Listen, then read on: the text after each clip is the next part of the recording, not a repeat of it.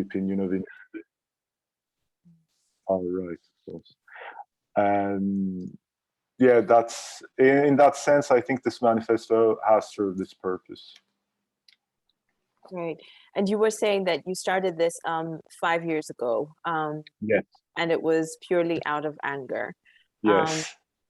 Can you tell us a little bit more about that?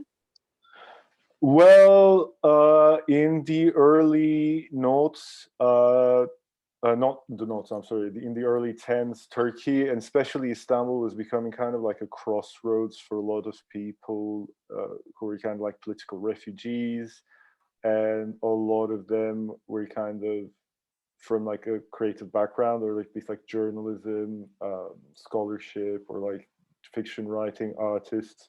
Especially after the Arab Spring, a lot of people from Syria, Egypt started to come over here. And I had just moved from abroad. I was living in Taiwan for 4 years. And I came back to Turkey and I've met all these people who were really bothered uh, by forms of gatekeeping that was restricting their careers immensely. A lot of them were also working as journalists, and they like this. I think this exemplifies the kind of gatekeeping that we deal with in all kinds of writing and other creative work. A lot of local journalists had to work as fixers. I think there's improvements in that field as well. You see a lot more people who are kind of like locals reporting from their region. But at the time, if you are a Syrian journalist, some like actual like journalist who comes from New York Times or The Guardian or whatever is not going to consider you as an actual journalist. They're just going to treat you as a fixer. You are there for them to like run around and be introduced to important people, and you sit there and translate. And when the real journalist leaves, you are left there with whatever authoritarian structure you've helped these journalists to report, and then your safety is going to be in danger. So all these white journalists coming from New York and London, they would get the prestige, they would get the financial resources, and the fixer, who is an actual journalist themselves, is left with threat to their lives. And we found that to be extremely unjust. Okay.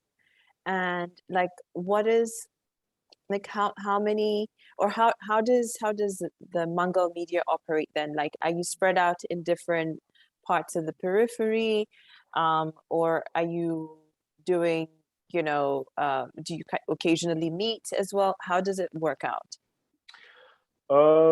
Well, for a couple of years, basically, it was entirely my own effort that kept it going. I, as the editor in chief and the founder, I would just get articles from submissions. And as things started to get more active on social media, people started to get in touch. And then you would have like writers who are tweeting their own articles, or like we would tweet it for them. And then some other writer would start following them on Twitter. And then it started to create kind of like a network of people who feel similarly.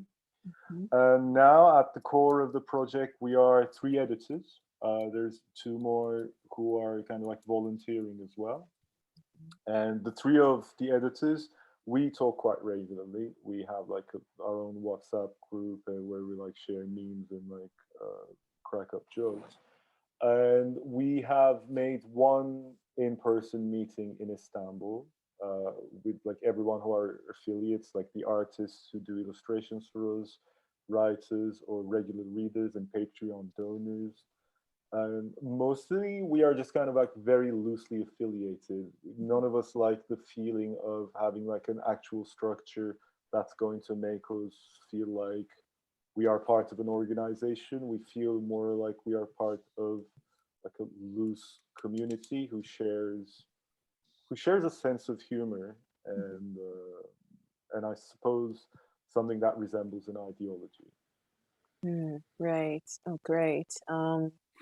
And so the next question is for for us, in comms, um, and you know, a lot of the times when you're doing the preparation, to do comms work, you're often told, or you're trained to kind of tone it down, you know.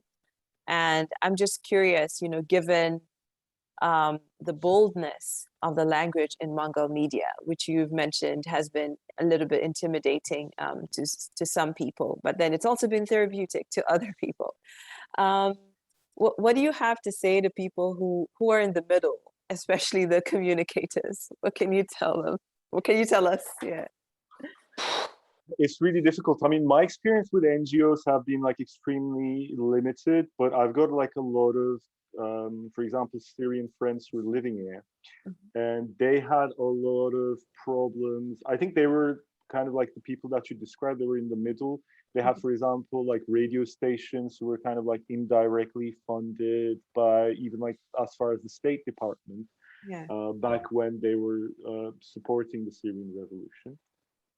So a lot of them would like relay information to me about how whoever is getting the funds in their institution, like they're like other donors as well, they often end up almost kind of like running the radio station. Mm-hmm. Uh, and it creates an atmosphere in which the content that they create does not like appeal to Syrian listeners at all. So it ends up being a radio station that's broadcasting content for the donors in a region where there's a revolution going and there's like 3 Syrian listeners, but the money keeps flowing in, so these people, like everybody is kind of quote unquote happy because they continue to make a living with like zero impact.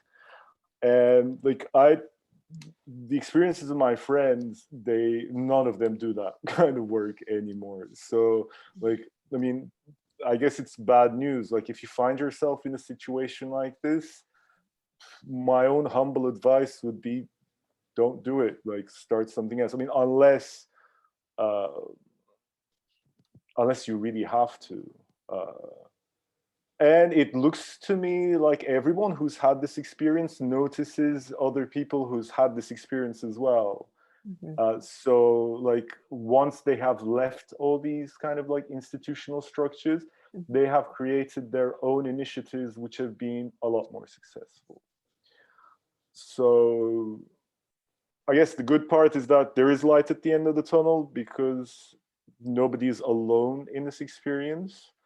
Uh, but yeah, I mean, I'm always skeptical since I've left my own career as an academic and started with this kind of an endeavor. If you find yourself in a rut, just, I guess, get out of it. If you can, of course. Right. Hit the restart or the reset button, huh? I mean, not everyone has the options and the privileges of, pressing that reset button. But as soon as you do, and don't feel, that's also crucial, don't feel guilty about the things that you have to do to make a living. Because as people who are in the periphery, we struggle with that a lot as well. I mean, we need the resources, and a lot of people, like conversations that we have among ourselves, like you would get accused of being some kind of a traitor because you're working with like international NGOs and stuff like that as well. And that is a really nasty place to be in too. Like sometimes you've got mouths to feed, sometimes you just need to make a living. And if you want to get out, try to find a way to get out.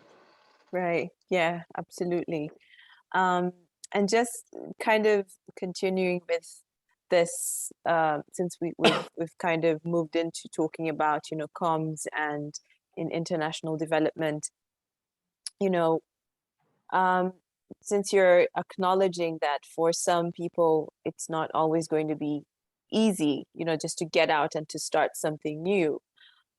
So for those people who are in those, you know, organizations, um, what would you say, um, what would you say they need to cover the issues that they really care about, you know, looking at Mangal Media, you know? What would you say? I'm sorry. What would you say they need, or what would you say could help them to cover the issues, you know, that they're working on, in a way that is kind of capturing also their experiences? you know, since Mangal Media is working with creators from the periphery, you know. Yeah, like I suppose, I mean, if I understand your question correctly, like how to be in these spaces and still kind of express the kind of things that you care about. yes, yeah. I find that from a purely like writer's perspective and like a very technical, partially technical, but I kind of liked what you said earlier. I think it was like I, not we. Mangal Media follows like an editorial approach that is quite similar to that. Like a lot of what I call like white journalism or like white creative output that concerns the periphery is from this kind of like bird's eye perspective. Like, hey, we just showed up here and we are totally neutral, and like we have not been tainted by the kind of local information that you have or like the emotional ties that you have with this place.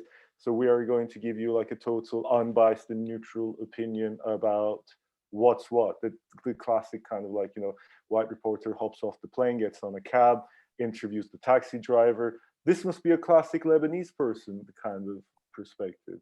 But I and kind of like Mangal Media as a whole, we have this belief of being kind of transparent to the extent that you can about your emotional investment on what you're writing about, and that's what makes it kind of like a lot more fulfilling to do, and it also makes it a lot more engaging content wise, and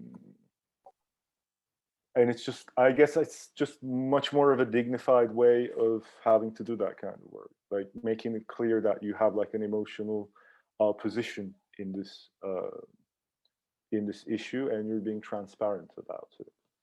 Nice. I hope that answers your question. Yeah, it does, definitely. And just looking at the time, it's almost 5 o'clock, and I know that some people might want to jump out. Azil, please go ahead. I don't know how the structure of discussion is here, but I thought maybe if there was a question allowed or comment, I would like to do that. Absolutely. How much more time do we have, just so that I don't take up people's time? Well, usually we go over time.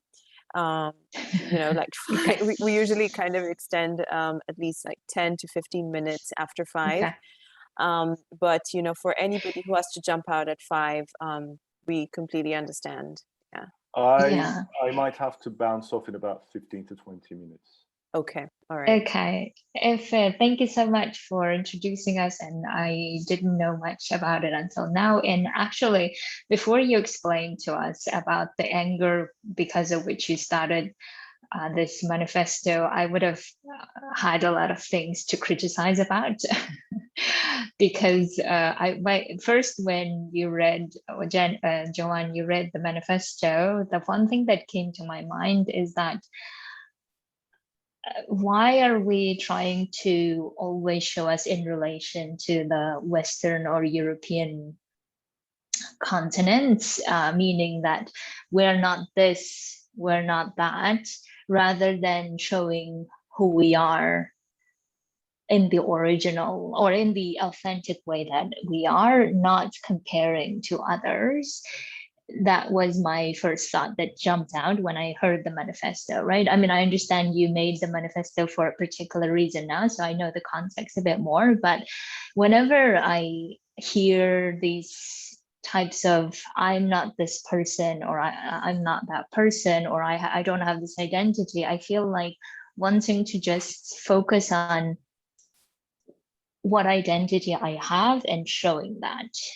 And maybe sometimes in comparison, it comes out better, maybe like in contrast, but I don't know if contrast is really what we need. At least this is my perspective, obviously. So that's why I'm coming from Kyrgyzstan. I have this feeling of showing one identity without really comparing to other. I hope it makes sense. So anyway, this is, I think, one thing I wanted to share. So therefore, it's not like the sound. It's not like sounding I want to prove almost my worth, or I want to prove my identity in relation to another identity, but rather I am who I am. This is my identity and I want to put it forward. So that's, I think, that came to my mind when I heard the manifesto. But what I love about what you're saying, Efe, is that how can we show those perspectives from the emotional investment point of view? So not so much the, I-bird or whatever you called it, the neutral or apolitical, right? Because whenever we think about apolitical, I also have this feeling of, okay, now it's going to sound like so boring, no one wants to hear it anymore.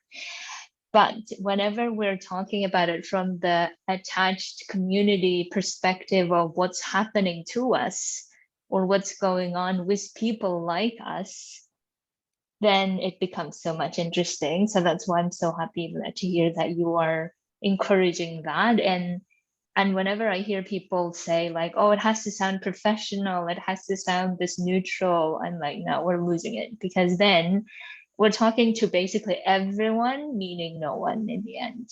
So that's why I love that, what you were saying about encouraging people to show their perspective in a transparent way. And the last point I wanted to make about the periphery, which I didn't quite still get it, is that your suggestion is to make it a periphery as an alternative concept to other use of the terminology. And I looked it up in the dictionary just to be sure, because periphery for me still has a negative connotation. And I looked it up in the internet. It said the meaning is marginalized and on the outskirts and outside. And as someone coming from Kyrgyzstan, if someone calls me, you are from periphery, I feel like I want to be offended. so anyway, I just wanted to share my perspective of how it makes me feel if I hear the terminology. I mean, already I agree with you about the third world and developing and all these concepts, which I hate. But I'm thinking, if we're proposing another alternative, should it really be periphery? So I wanted to get your views on this, Efe. I'll start with your last question, because I know exactly how you feel about, like, how dare you call me periphery, but this is the kind of partially, this is the kind of provocation. When the first time somebody told me as a non-white person, you can't be racist against white people, I felt the same thing. Like, how can you tell me I can't be racist? I can be racist if I want to. You know, that was my first reaction. Like, I can be anything that anybody else can.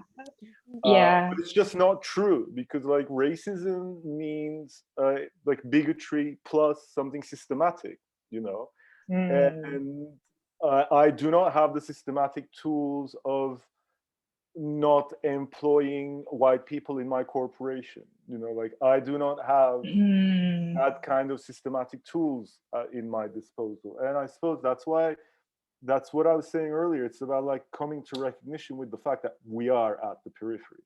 Like, I'm like, I was working in academia before, where like, I don't know if the canon has improved since then, but like, you have to, this is what the paragraph that John was reading earlier from was like, I don't want to have to refer to like Karl Marx to talk about something that I find like astonishing that I have observed in a street in Istanbul. Like, for me to make this interesting, I should not be referring to Nietzsche and Hegel and whoever, like all these white dudes' names, like I have difficulty pronouncing, just like they wouldn't be able to pronounce mine.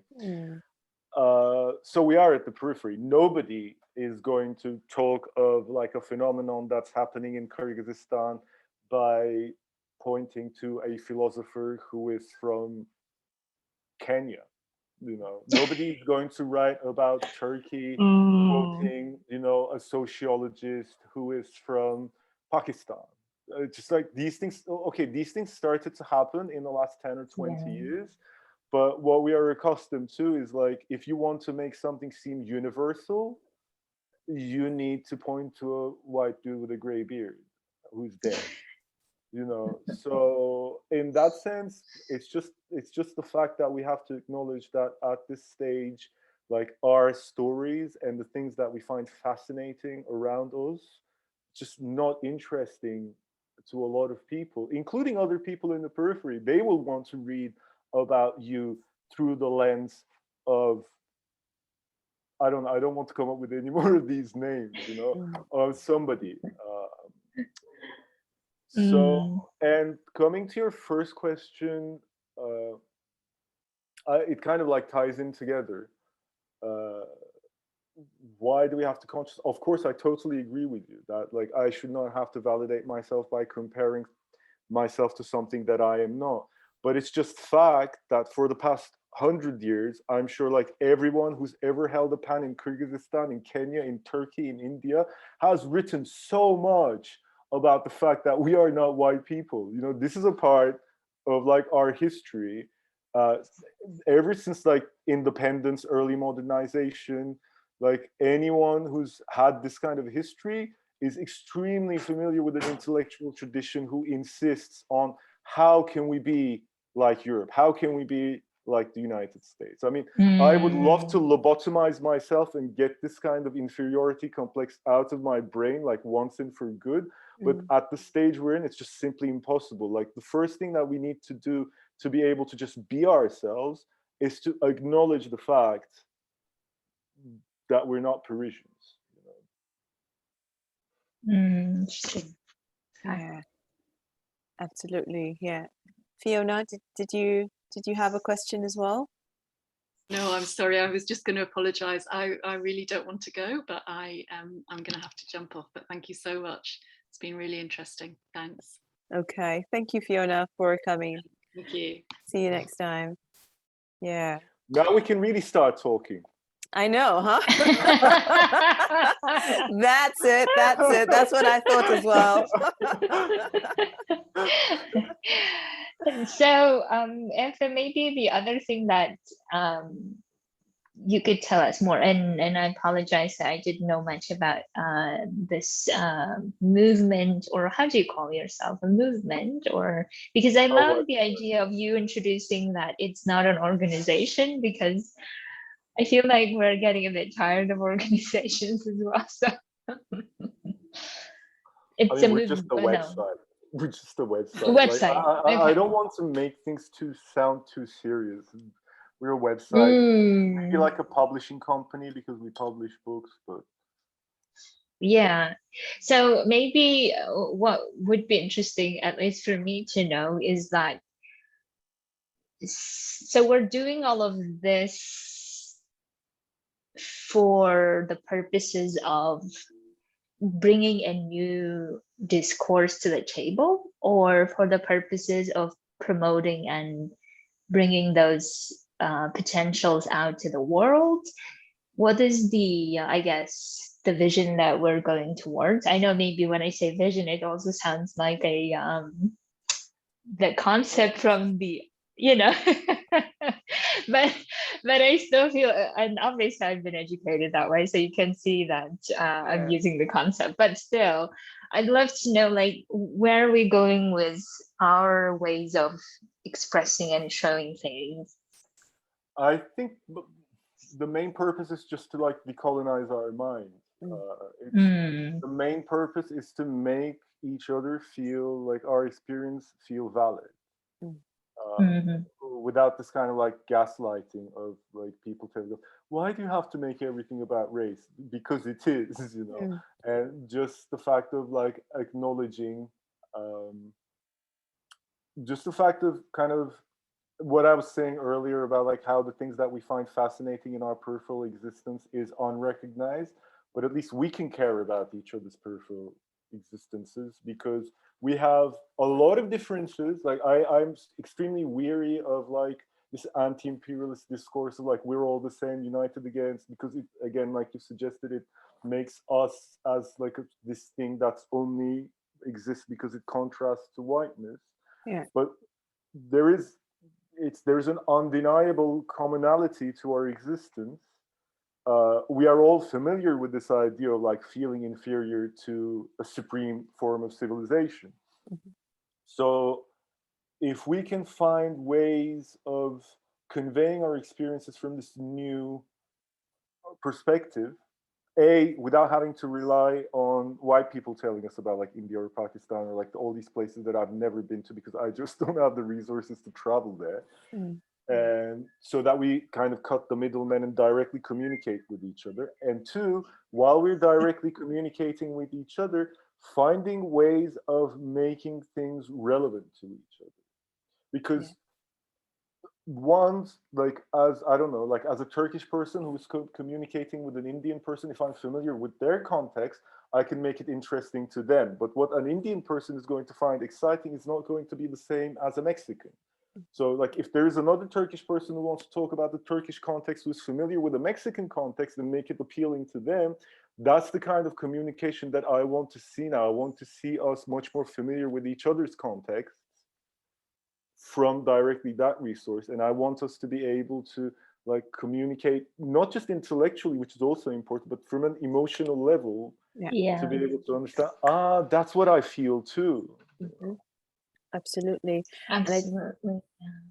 and I think for me, this is what also stood out, when I looked even at the content that you have on Mangal Media, that it's not this sort of on the political level, which is what we're so used to, hearing, and that is more often than not negative, but that there's stories about nostalgia like Snakes and Ladders. I mean, I was like, I know this, like I grew up playing this game, and it was so Yeah. relatable. It just moved me. I was like, oh my gosh, like this is being written by Mangal Media, by somebody in another part of the world, but this is familiar to them, and it was just so refreshing to see that as well, and kind of just shifting also the storytelling, to sort of, the human interest aspects, because I think that is what is also missing in Western media in terms of capturing what is happening in our peripheral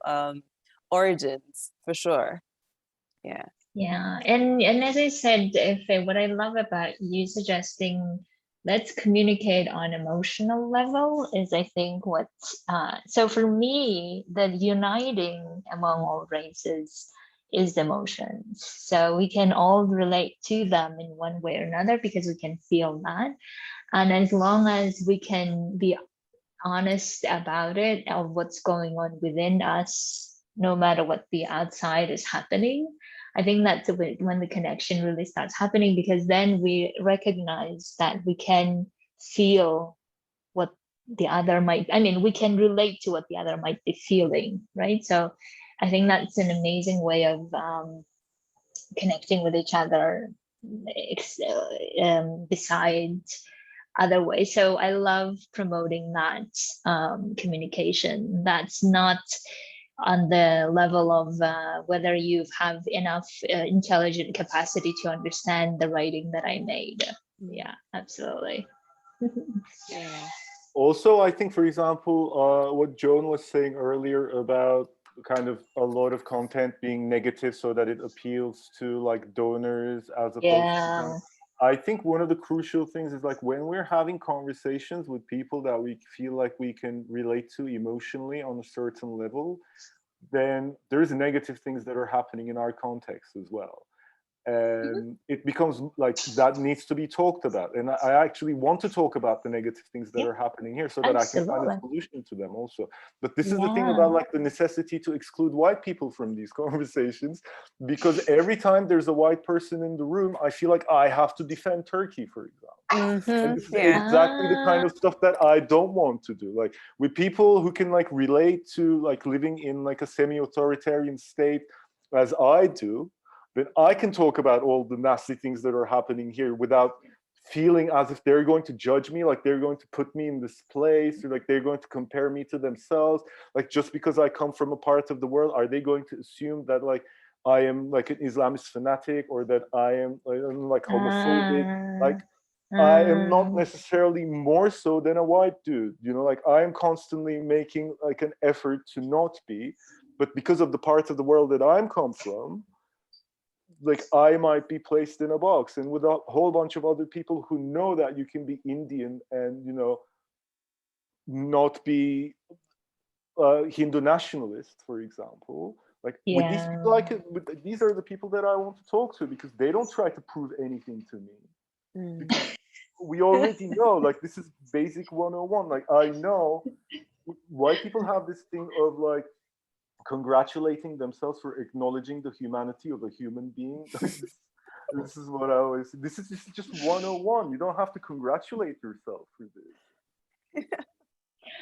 And I think if what you're saying, what I can relate to is that whenever I'm talking to people, I guess like you and Joanne, I always have this assumption that there's so many things in my country so shitty, so I don't even have to explain it.